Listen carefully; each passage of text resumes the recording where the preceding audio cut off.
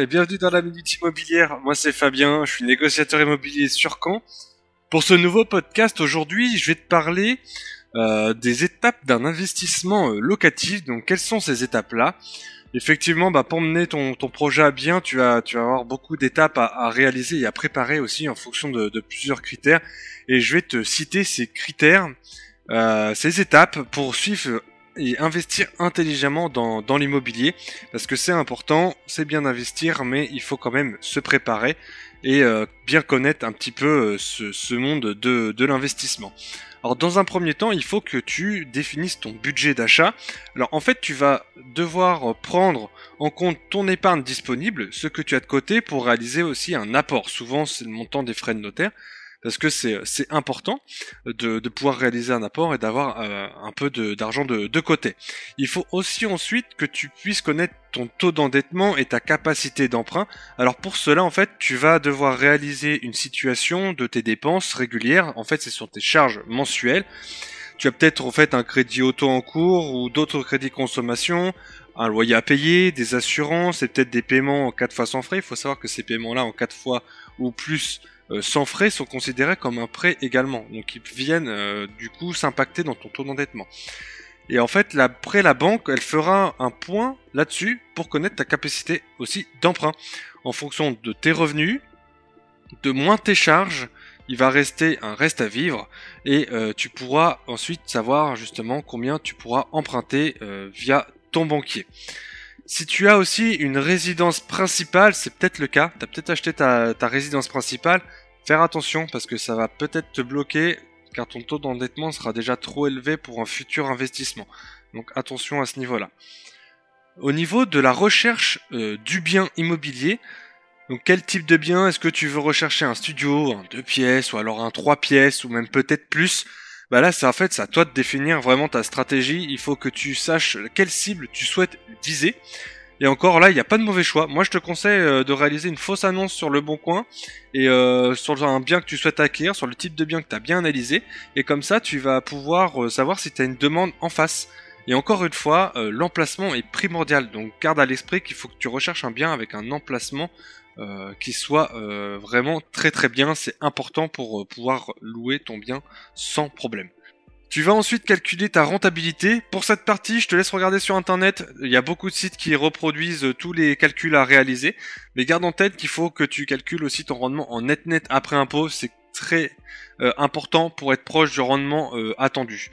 Ensuite, tu vas réfléchir au mode de gestion locatif. Alors, est-ce que tu vas tout gérer ou alors tu vas déléguer à une agence? Soit tu gères et tu vas réduire tes coûts et tu vas gagner en rentabilité, mais ça va te prendre du temps. Soit tu délègues, ça va impacter ta rentabilité, mais tu vas gagner du temps. Alors moi personnellement, je préfère déléguer parce que le temps c'est une ressource qui est rare.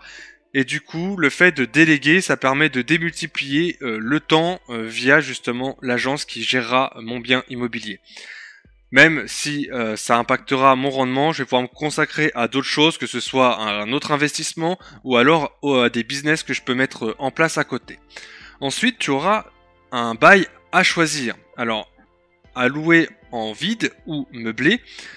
Il y aura une incidence sur ton imposition lors de la déclaration. Moi, je te laisse te renseigner sur les différences et la stratégie que tu souhaites adopter là-dessus.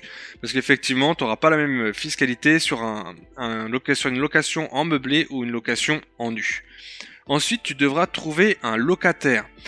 Alors, ici, tu pourras également trouver par toi-même ou par une agence. Si tu veux faire par toi-même, il va falloir que tu trouves aussi un bail que tu pourras trouver en ligne et payer, où il y aura toute la juridiction et tout sera clean. Et ensuite tu pourras demander des garanties à tes futurs locataires. Ça t'évitera des problèmes, donc soit tu demandes un garant, les revenus d'imposition, etc. Et ensuite tu pourras réaliser en amont bien sûr une annonce sur le bon coin en réponse par mail uniquement pour éviter d'être harcelé par téléphone. Et déjà dans un premier temps tu pourras faire un tri avec les personnes qui soit écriront en langage SMS, donc ça c'est toujours en bannissement direct, ou alors tu pourras voir c'est justement les personnes qui ont une très bonne orthographe, et là tu pourras déjà faire un premier tri. Ensuite, pendant la visite, tu vas pouvoir aussi analyser ton futur locataire. Imaginons que lui il arrive en retard, déjà c'est ciao.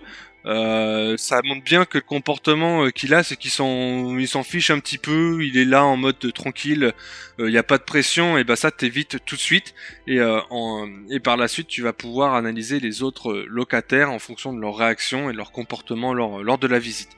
Après tu vas pouvoir aussi passer par une agence tout en demandant des garanties également, pour pas avoir de mauvais locataires, parce que le problème de l'agence c'est qu'ils peuvent aussi vouloir trouver un locataire rapidement.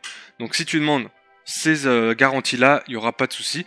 À savoir que un locataire mauvais payeur, ça représente entre 1 et 2%. Donc, ce qui est très très très faible. En fait, on imagine beaucoup d'impayés, mais en fait, c'est faux. Et pour finir, tu vas déclarer tes revenus. Alors, en fait, ici, c'est pareil. En fonction de ton montage financier, tes revenus ne seront pas déclarés pareil. Si tu loues en meublé, si tu loues en nu, si tu as une SCI, si tu as à l'IR, ou si tu as une SCI à l'IS, ou autre. Donc, renseigne-toi bien sur le montage financier que tu souhaites faire, et derrière tu pourras déclarer tes revenus en fonction de ce montage-là. Donc pour résumer, au niveau des étapes de l'investissement locatif, donc tu vas définir ton budget d'achat, tu vas rechercher le bien immobilier, tu vas calculer la rentabilité, tu vas réfléchir au mode de gestion, choisir le type de bail, trouver le bon locataire et déclarer tes revenus générés. Voilà pour moi aujourd'hui au niveau de cet article que vous pouvez retrouver en bas dans la description. N'oubliez pas de lâcher un petit like et un partage, ça fait toujours plaisir. C'était Fabien sur la Minute Immobilière. Moi je vous dis à bientôt. Ciao!